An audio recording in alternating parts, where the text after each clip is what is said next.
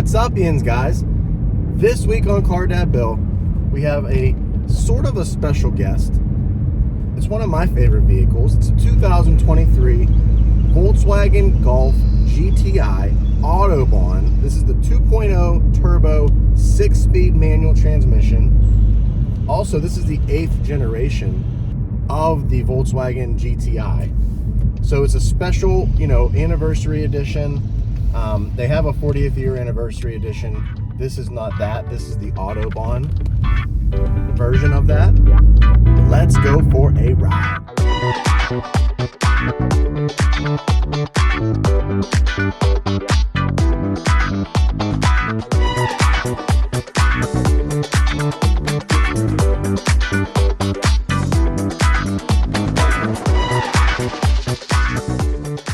All right, guys, quick take on the GTI. First things first, quick view on this.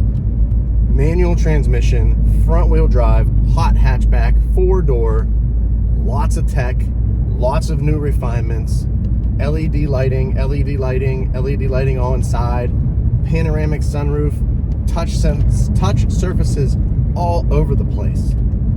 What a wonderful little vehicle. I knew it was going to be awesome when I got it. It is awesome. Let's get to the roof.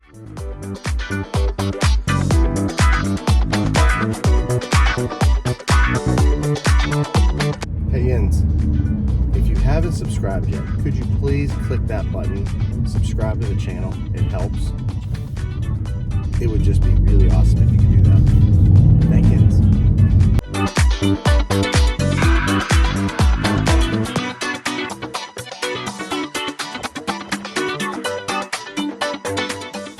All right, Jen, standing outside, Volkswagen GTI.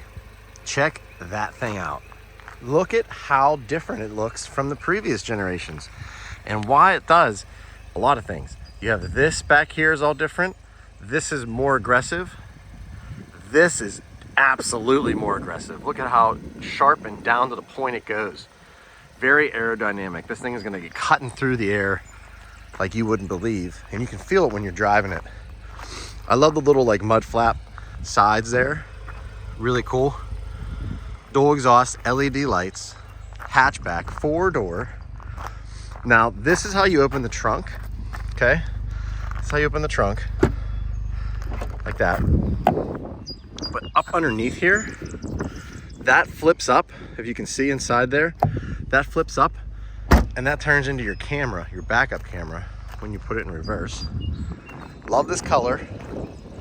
Love how the wheels are pushed out all the way to the edges of the vehicle.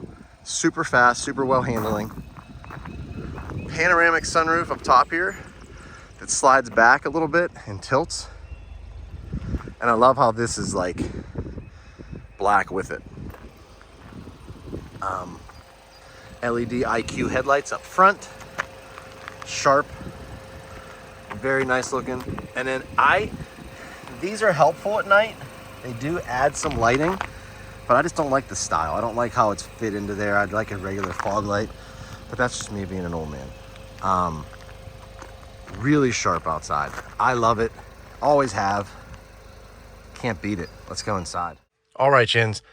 Inside the Volkswagen GTI, what's the first thing you notice? I can tell you the first thing I noticed on this was all of this stuff. Look at how clean. There's no buttons. Just look at how clean they have made the interior on the GTI. Gotta love the plaid, right? Really, really, really, really, really clean. Super smooth inside here. You have this carbon fiber-ish looking design, honeycomb, whatever. Awesome stuff on the side there. Then you have a really nice interior. This is all touch surfaces. So you touch it, you touch it, touch it. And here is obviously your instrument cluster for your driver's side. Now, when you come up here, you can change it with this button here, the view button. will change all of that stuff up there to read something else. And talk about a cool interface. I mean, that's pretty sweet. I like that one personally. It tells me what mode I'm in over here and what gear I'm in over here. This side's obviously your average miles per gallon, your mileage down there, and then your gas gauge. The gas gauge is interesting, and there's a bar down there, and it goes across, and it gives you the miles to empty, and it's just small and it's different. There's also a display here for your drive mode. So down here changes your drive modes. See how it changes up there? Drive modes. And I'll be honest, I've left it in sport mode the entire time I've had the car, and it's been phenomenal. It's been a very well-behaved vehicle.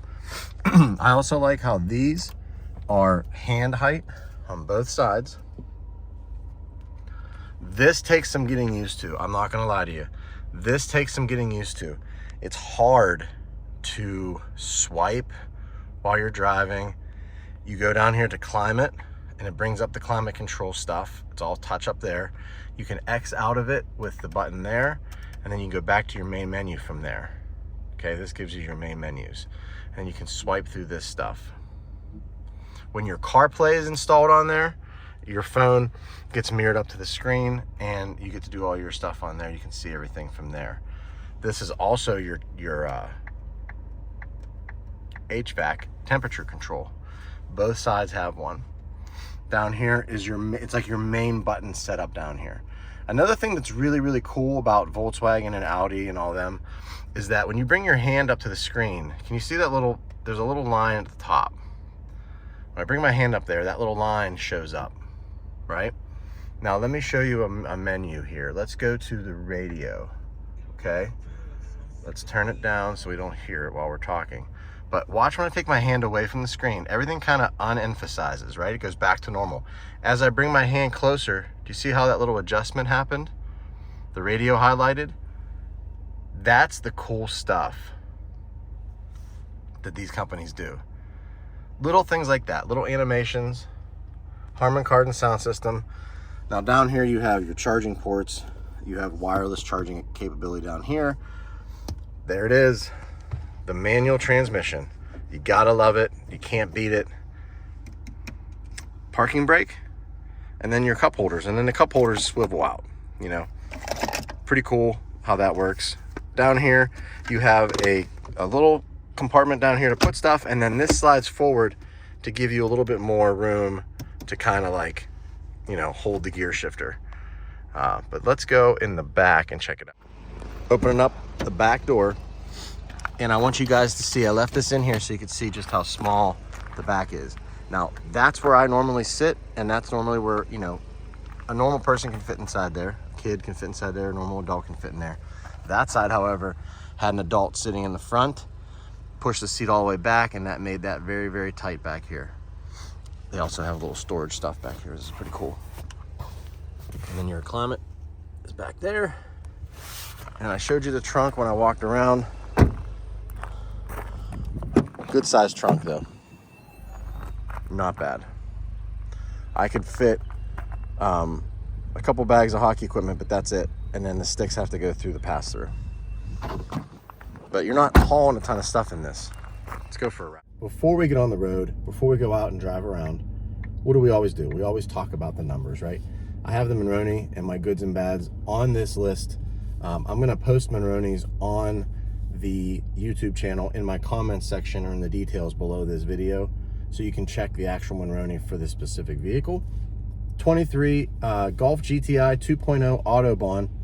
It has a 2.0 liter TSI turbo engine in there, mated to a 6-speed manual transmission. Front wheel drive. It's making 241 horsepower, 273 pound-feet of torque. Lots of torque, lots of power. Great 2.0 liter engine. I had that in my Volkswagen CC back in the day, the R line. And I've driven a lot of cars with that 2-liter turbo, a lot of Audis with 2-liter turbos. It's just a bulletproof, very well-made motor with lots of torque. This is the GTI. The GTI came to the United States in 1983, so it's just about as old as me, And this is the 8th generation of that. The exterior and interior has been refined to a point now where this is the best version of the GTI that they've made so far, in their opinion. That's what Volkswagen's saying. Volkswagen's saying we put a lot of time and energy into this one. We redid everything. Every body panel, every interior aspect of this has been touched, has been refined, has been changed, has been improved. So keep that in mind as we go forward on that. We have a average of 23.7 miles per gallon. And then I have a long-term average up here of 27.8. So you're getting mid to high 20s, low 30s on the highway likely with this vehicle. A couple key features of this: torque sensing limited slip differential, touch interfaces throughout, and there's a new button called the view button, which I'm going to show you real quick right there. That basically what that does is that says that changes your driver instrument panel in the front here to different stuff, different graphics, different information displays. But I love the overall interior of this thing. Let's go for a ride. All right, guys, out on the road, going over the good and bad. And I love these cars. They are incredibly fun to drive. They are incredibly predictable. They're very balanced. They take corners like a go-kart. And if you live where I live, or a similar place to where I live, like Western PA, lots of hills and valleys and things, this car is the car for you. I mean, you can hold speed. Listen to that turbo. Listen to that exhaust. It is fast. It'll get you where you need to go. Really good stuff. So that's where I want to go. That's where I want to start with. The good on my list is just the drivability of the vehicle, the quickness of the vehicle, the motor, the stick shift, the manual transmission gearbox on this thing is phenomenal. It's very soft, it's very responsive, and I'm able to shift occasionally without the clutch. If you time your throttle inputs correctly, in your releasing of the throttle, you can actually plop this thing into gear without the clutch for the most part. But you don't need to do that. You can drive this thing like a normal manual transmission, and it behaves very, very well. So that's probably my first thing on the list, is just that it's a driver's car, and it's got quick responsiveness and quick overall ability. It's just a nice driver's vehicle. It's actually a really great driver's vehicle. That's why they keep making them, and that's why they keep making them better, because people keep buying them to drive them. They're a lot of fun to drive. Next thing on my list is comfort.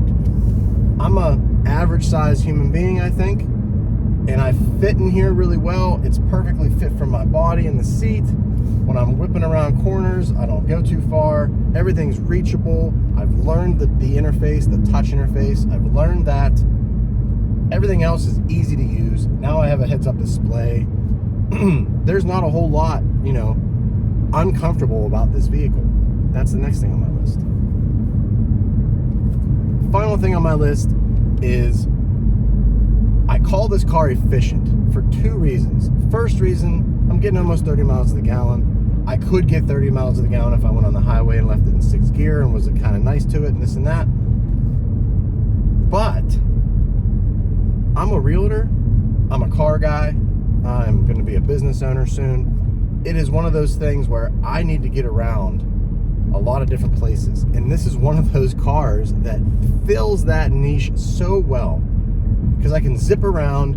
I have fun doing it. It gets good mileage. It's fast. I can carry people. I can carry some stuff. You know what I mean? All that stuff kind of flows together, which makes it an efficient vehicle in my mind. I like the ability to do all that. On the bad list, there's not a whole lot. There really isn't. The bad thing on this that I wrote down, and it's not even bad, is the no all-wheel drive option for the GTI. Now, I know the GTI has never had an all-wheel drive option. This is a front-wheel drive, hot hatchback. I get it. I get it. But I live in the winter. I live in a climate where it gets snow occasionally, ice occasionally, cold rain occasionally, stuff like that. And I need a vehicle that is all-wheel drive, plain as day. I could probably drive this thing in the snow without a problem equipped with the right tires. And I think most people could, especially with that limited slip differential that they put in the front of this thing. So it allows you to grip when you need to grip. So front wheel drive is my bad. There are no other real big problems with the vehicle that I've noticed. A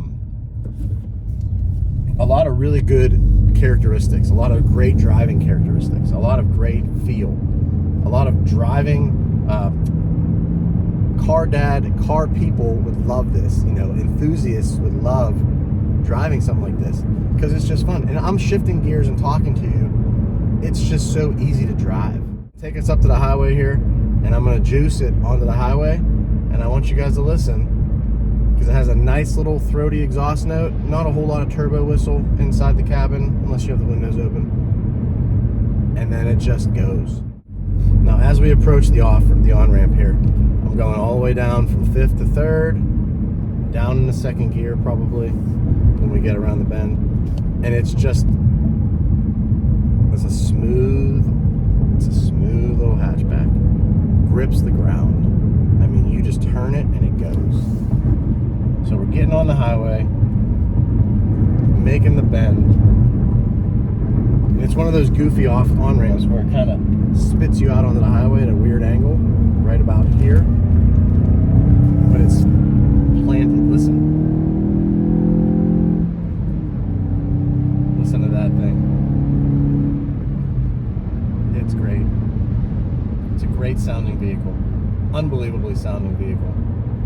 And I love that it's, once you're on the highway, you can set the cruise control, put it in 6th gear, and it'll take care of itself.